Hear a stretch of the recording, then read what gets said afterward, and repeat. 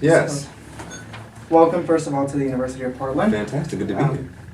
And first question, who Yeah. are you? Who am I? I am many people. I am John Goode. I am Jean Bien. I am Juan Bueno. I am Ion Ban. I am Jonathan Tove. Now, I know about Juan Bueno because I've been looking at your interviews on YouTube and watching it. It was very interesting trying to figure out, is that John Goode talking to himself? It is. It First is. of all, is he crazy? or is this actually like a twin brother? I'm crazy like a fox. It's a strange kind of genius. Rarely seen. It's like Pinky in the Brain. One of the things that I really wanted to know, though, for trying to find more about you, was how did you get into this whole spoken word business? I started at a small cafe in Atlanta, Georgia. It's called the Yin Yang Cafe. I was actually dragged there by a friend who I told I had no interest in hearing any poetry at all. And she forced me to go, and it was the most incredible night of art that I'd ever experienced. And I decided that night I was going to try to write something for the stage. And I went home, sat there for a couple of weeks and really worked on something and wrote a poem and presented it, and it went well. And 10 years later, I'm here with you. What is the importance of spoken word to our culture? Spoken word in many respects is where it began was in Africa. The griots, they were these keepers of oral history. And so they would pass down orally the stories of the entire tribe. And, they'd be griots of various ages. One would be like, maybe 10, 20, 30, and they just passed the stories down. That's how they kept the history alive.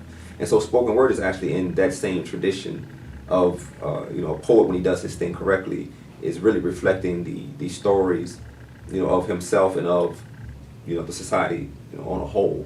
And where they had one griot that kept the story of an entire tribe, the poets now, collectively throughout this whole country, actually tell the story of this nation. So we are collectively, continuing the tradition of what a griot has classically done. I wanted to play like a quick little game. Let's Okay. see. I'm with games. I want to figure out what's the first thought that comes into mind for like each of the following. Okay. So you were talking about our Portland rain. First thoughts. First thoughts about Portland rain. It's wet and it's gloomy. And I'm sure that it's good for growing things, but it could make you self-harm. How about current music versus old school? Current music versus old school. Current music is very actually driven towards money and instant gratification, where old school music had more of a message.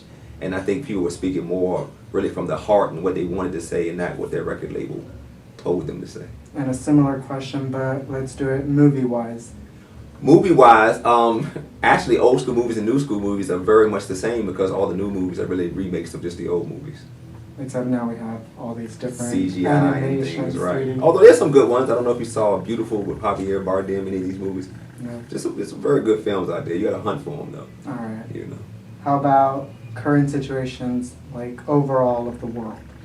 Of the world, I think you're seeing right now at a time of social upheaval, especially in the Middle East. I think that people have really gotten to a point, which it seems like every so often the cycle, will emerge, where people really seek their own independence and freedom. And so the Middle East is it's a powder keg. Really, it's a domino effect. The things happen in Egypt, and then the next thing it's happening in Bahrain, and it's happening in Libya. It's like one group sees one group, break their shackles of oppression and demand their, civil rights and freedom, and they say, well, why not us? And so then there's an uprising here, and it's going to keep going until they finally, everyone, I guess, gets what it is they feel they justly deserve. How would you describe your life at this moment? My life at this moment is extremely blessed. You wouldn't believe it. You'd have to be me to really even understand how, from where I'm from to where I'm at, how incredible of a journey it is, and you can't predict it. You don't know what's going to happen. I have a degree in economics and finance.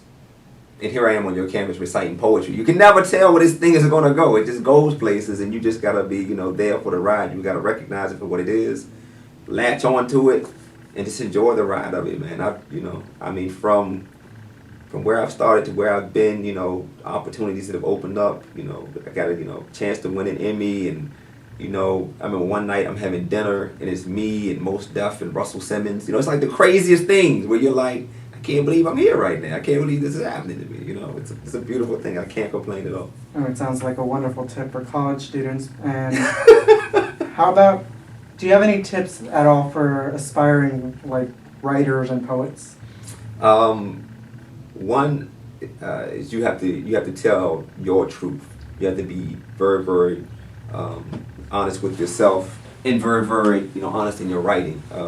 Two, it depends on how you approach it. I know some people, especially poets, they have day jobs, and then they start writing poetry, and they say, forget it, I'm gonna quit this day job and just be a poet. I wouldn't recommend that. I wouldn't recommend that you do that. You'll find yourself eating a lot of ramen noodles and beanie weenies. You don't want to do that to yourself.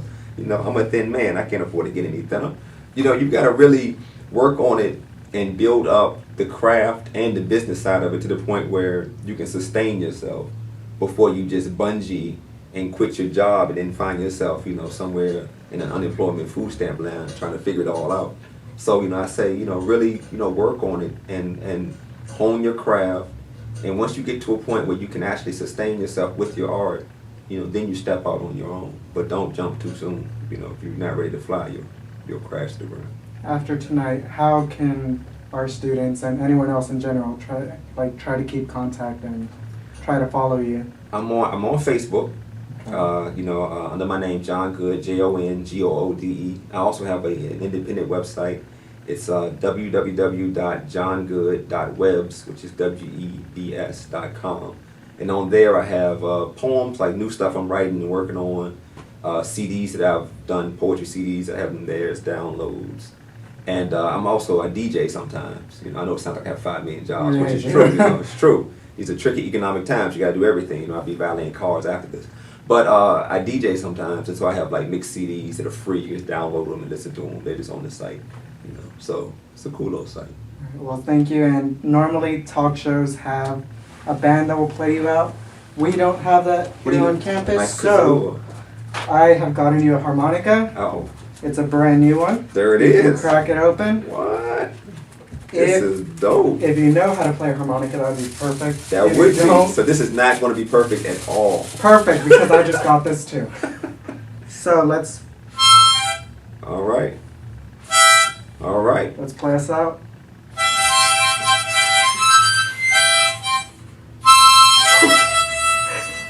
Now, what other interviewer will give you a harmonica? You know what? This has never happened in my life. I'm going to treasure this. I'm going to bronze it. I'm going to sleep with it. Not like that, though. Okay. Not like that. All right. Not like that. All right. Well, welcome to University of Portland, and thank you so much. Thank you, John Goode, everybody. Thank you. Thank you.